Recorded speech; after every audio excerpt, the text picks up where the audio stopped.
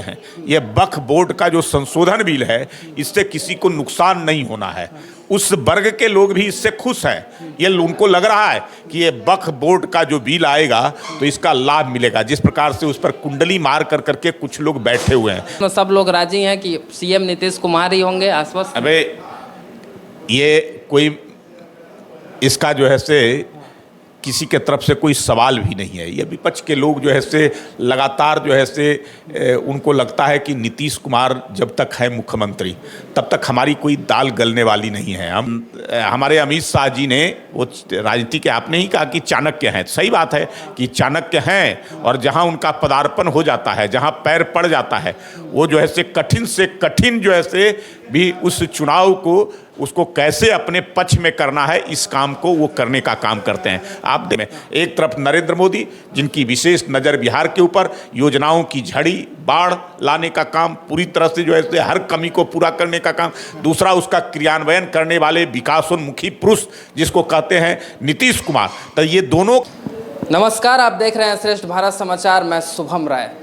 आप सबको बता दूं कि बिहार विधानसभा चुनाव जो है 2025 का अनुमान लगाया जा रहा है कि अक्टूबर या नवंबर माह में जो है वो करा दिया जाएगा, जिसको लेके अब चर्चाएं जो हैं, तैयारियां हैं, वो शुरू हो गई हैं। तमाम जो भी राजनीतिक पार्टियां हैं वो एक्टिव हो गई हैं। अभी हाल ही में अमित शाह जो है वो 2 दिवसीय दौरे पे देश के गृह मंत्री बिहार आए हुए थे, पटना आए हुए थे, जहाँ पे वो तमाम जो भी एनडीए गठबंधन में जितनी भी पार्टियां हैं उनके पदाधिकारी जो हैं, विधायक जो हैं, या विधान परिषद के जितने भी सदस्य हैं, कार्यकर्ता हैं, उनके साथ बैठक भी की और उसके बाद जनसभाएं भी की। और चुनावी प्रचार की जो शुरुआत है वो आरजेडी के नेता लालू यादव के गृह आवास गोपालगंज से की। गोपालगंज से उन्होंने हुंकार भरा और जो ये अनुमान लगाया जा रहा था कि अमित शाह अपने इस रैली में किन किन मुद्दों को उठाएंगे और किस तरीके से विपक्ष को घेरेंगे, ठीक उसी तरीके से उन्होंने जनता के सामने सीधा 2 ऑप्शन रख दिया कि इस बार के चुनाव में आपको ये तय करनी है कि आपको विकास की पार्टी चाहिए या जंगल राज की चाहिए। जिस तरीके से आपको पता है कि आरजेडी के लालू यादव और राबड़ी देवी के ऊपर आरोप पिछले कुछ समय से लग रहा है, चारा घोटाला हो गया या जॉब के बदले ज़मीन का जो मामला है, या जितने भी तमाम घोटाले हैं, या जंगल राज, जैसे कि बात होता है कि जब नीतीश जी की सरकार आई उससे पहले किस तरीके का माहौल हुआ करता था बिहार में। तो इन सब चीज़ को लेके जो है बातें हुई, अमित शाह के द्वारा रणनीति तैयार की गई। कहा जाता है कि राजनीति के चाणक्य माना जाता अमित शाह को। जिस तरीके से मध्य प्रदेश विधानसभा चुनाव, महाराष्ट्र विधानसभा चुनाव में जिन जिन क्षेत्रों में बीजेपी पार्टी कमज़ोर थी, किस तरीके से उन्होंने अपने नीतियों से वहाँ पे एक अच्छा मत हासिल किया, उसको लेके यहाँ पे भी तैयारियाँ हुई हैं। इस वक्त हम मौजूद हैं यहाँ पे पटना में बीजेपी ऑफिस के में मौजूद हैं। हमारे साथ बीजेपी प्रवक्ता प्रेम रंजन पटेल जी जुड़ चुके हैं। यहाँ पे मुख्य प्रवक्ता हैं, ये मुखर रूप से अपनी बातों को रखते हैं। इनसे हम कुछ सवाल करेंगे। सर नमस्कार, बहुत स्वागत। नमस्कार। सर 2 दिवसीय दौरे पे अमित शाह थे, और जब देश का गृह मंत्री किसी राज्य में 2 दिन रुकता है तो कहीं ना कहीं कुछ बड़ा होता है, ऐसा अनुमान लगाया जाता है। क्या हम लेके चलें, किस तरह की रणनीतियां जो है वो यहाँ पे? देखिए, अमित शाह जी का विशेष लगाव और जुड़ाव बिहार से रहा है, लेकिन देश के गृह मंत्री हैं और गृह मंत्री के तौर पे जो है से आज 2 दिनों का इनका कार्यक्रम अभी हुआ है।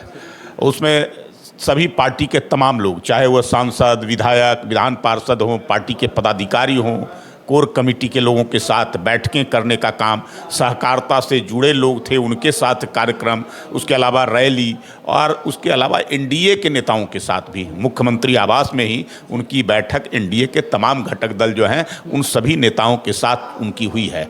तो ये सारे चीज़ जो है से, अगर आप जिन बात की जिक्र कर रहे हैं कि चुनाव को लेकर के, तो चुनाव तो है हमारे यहाँ बिहार में।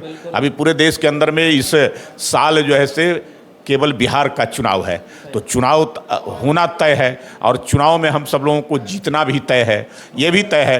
तो हमारे अमित शाह जी ने वो राजनीति के, आपने ही कहा कि चाणक्य हैं, सही बात है कि चाणक्य हैं, और जहां उनका पदार्पण हो जाता है, जहां पैर पड़ जाता है, वो जो है से कठिन जो है से भी उस चुनाव को उसको कैसे अपने पक्ष में करना है, इस काम को वो करने का काम करते हैं। आप देखेंगे छत्तीसगढ़ में सरकार बनाना हो, महाराष्ट्र में हो, हरियाणा में हो, दिल्ली में हो, ऐसे तमाम राज्यों में जो है से हमारी सरकारें जो है से जहाँ चुनाव हो रहे हैं, हम जहाँ नहीं सत्ता में थे, नहीं सरकार में थे, वहाँ भी जो है से हम जीतने का काम किए हैं। तो यहाँ तो हमारी सरकार है एनडीए का, यहाँ कोई जो है से प्रॉब्लम नहीं है। लेकिन 225 का लक्ष्य उन्होंने दिया है, अमित शाह जी ने 225 का लक्ष्य को हासिल करना है। इसका मूल मंत्र जो है लोगों को और टिप्स देने का काम इस बैठकों के माध्यम से, 2 दिनों के कार्यक्रम के माध्यम से किया कहा जाता है कि अमित शाह जी हैं वो हमेशा अपने पार्टी के जितने भी पदाधिकारी हैं उनको यही वो कहते हैं कि जिन जिन क्षेत्रों में बूथ पोल पे जहाँ पे वोटिंग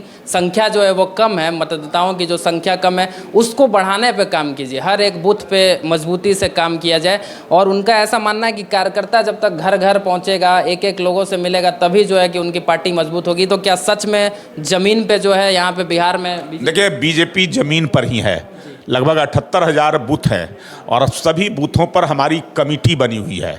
अभी जो ऐसे संगठनात्मक कार्य हुए थे उसमें हमने उसको रिफॉर्म करने का काम किया। पहले से जो कमेटियां थी उन कमेटियों को हम कौन जो है से और किन लोगों को जोड़ सकते हैं, उस कमेटी को हमने जोड़ने का काम किया है और सभी पर है। हमारे जो है से पदाधिकारी कार्यकर्ता हर बूथ पर है। तो जहां कमजोर बूथ है उसको हम लोग तो लक्ष्य करते हैं, तय करते हैं कि उस बूथ को कैसे जो है से, अगर कोई सी ग्रेड का है तो उसको बी ग्रेड में, बी ग्रेड का है तो उसको ए ग्रेड में, कोई ए ग्रेड का है तो उसको 100% अपने पक्ष में करने का इस काम को जो है से हमारे कार्यकर्ता करते हैं। एक एक जो है से हमारा जो है से पन्ना प्रमुख बनता है।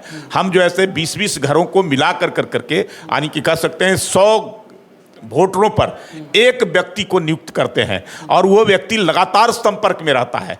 केंद्र सरकार की योजनाएं, बिहार सरकार की योजनाएं, पार्टी का हमारा नीति, ये सारे चीज़ों का जो है से उन सब लोगों से संपर्क के माध्यम से लगातार जो है से करते रहते हैं। तो कोई अगर जो है से नाराज़गी भी किसी की होती है तो उस नाराज़गी को हम दूर करने का काम जो है से अपने उन कार्यकर्ताओं के माध्यम से करते हैं। उन कार्यकर्ताओं को भी जो है से हम बूस्टअप करते रहते हैं। इसके लिए सम्मेलन होती है, बैठकें होती है, अन्य कार्यक्रम होते रहते हैं। तो ये काम जो है से हम बाखूबी करते हैं, एक एक बूथों को ध्यान में रख करके कैसे उस बूथ में हमारा जो है से ये पार्टी का रहता है सर्वव्यापी, सर्वस्पर्शी, सर्वग्राही, यानी कि सभी जगह हमारी पार्टी हो। कोई ऐसा टोला मोहल्ला इलाका न छूटे जो है से। एक बूथ पर अगर 5 टोले हैं तो 5 टोले से हमारे जो है से कार्यकर्ता होना चाहिए, हर जगह हमारी पहुंच होनी चाहिए। इस काम को हम बाखूबी करते रहते हैं। 2 और सवाल है। एक सवाल ये कि पिछली बार भी जब अमित शाह आए थे तो कहीं ना कहीं सीएम के चेहरे पे हमेशा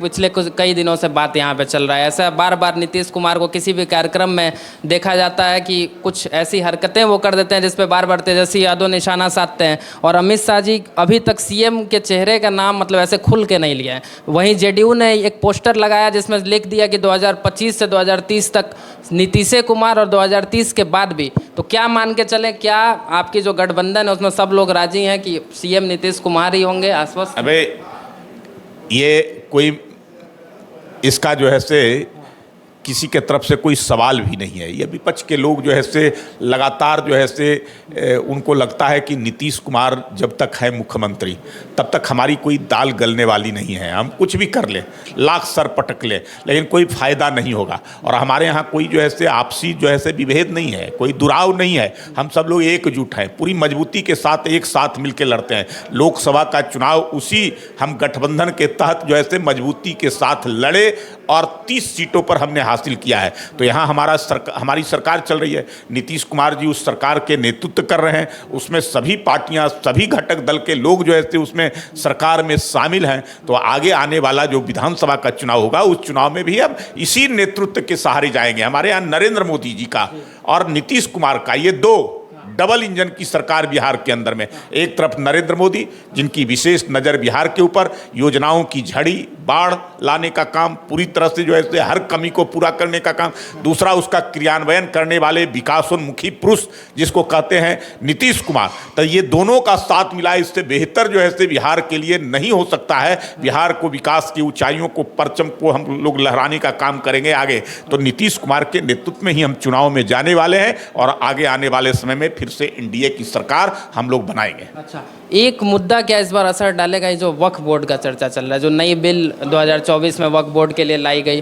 क्या ये मुद्दा हावी रहेगा? क्योंकि इसी को ये लोग साधने की कोशिश करते हैं, विपक्ष जो है बार बार इसी को हर मतलब जाति का जो है खेल वो कहीं ना कहीं करते हैं। तो मुसलमान भी साफ साफ ये कह रहे थे जब हम लोग पब्लिक रिव्यू लिए कि वक्फ बोर्ड का जो सपोर्ट समर्थन जो पार्टी करेगी हम उसको वोट देंगे, तो उनके मन में ये डर क्यों आ जाता है हमेशा बीजेपी? देखिए, ये मुद्दा कोई जो है से उस वर्ग का भी मुद्दा नहीं है। मुझे लगता है कि ये विपक्ष के लोग जबरदस्ती जिनको वोट बैंक के रूप में इस्तेमाल करते हैं, उनके मन के अंदर में ये डर पैदा करते हैं भारतीय जनता पार्टी की, इस सरकार की, और उसके माध्यम से उसका वोट लेना चाहते हैं। ये वक्फ बोर्ड का जो संशोधन बिल है, इससे किसी को नुकसान नहीं होना है। उस वर्ग के लोग भी इससे खुश हैं। ये उनको लग रहा है कि ये वक्फ बोर्ड का जो बिल आएगा तो इसका लाभ मिलेगा। जिस प्रकार से उस पर कुंडली मार कर करके कुछ लोग बैठे हुए हैं, बेजा इस्तेमाल कर रहे हैं, उस सारी संपत्तियों को अपने लिए इस्तेमाल कर रहे हैं, समाज के लिए नहीं कर रहे हैं, समाज के हित में। और यहाँ रहने वाले जो उस वर्ग के लोग हैं, मुसलमान वर्ग के लोग, वो इस देश के वासी हैं। तो देश के अगर विकास में, देश के प्रगति में, अगर देश के काम में जो है से वो वक्फ का संपत्ति अगर जो है से कुछ यूज होता है तो उसका लाभ तो जो है से उस वर्ग को भी मिलना है, और उस समाज के लोगों को भी। अगर समाज के लोगों के लिए अगर जो है से वक्फ की संपत्तियों पर कोई योजना बनती है तो इसका लाभ जो है से समाज को जो है से अच्छे तरीके से, उनको बेहतर तरीके से बनाने के लिए होगा। तो मुझे लगता है कि उनका ये कोई मुद्दा चुनाव में नहीं रहने वाला है।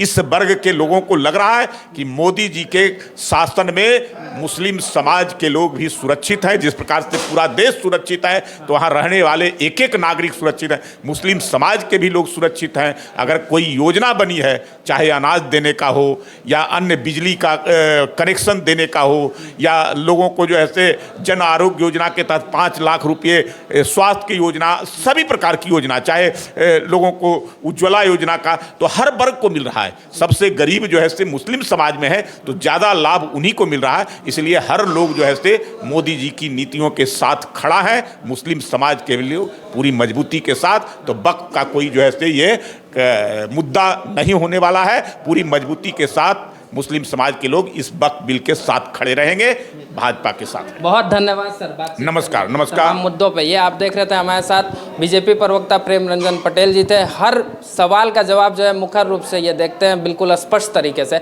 इसी तरीके से और भी तमाम जानकारियों के लिए देखते रहिए श्रेष्ठ भारत समाचार। नमस्कार।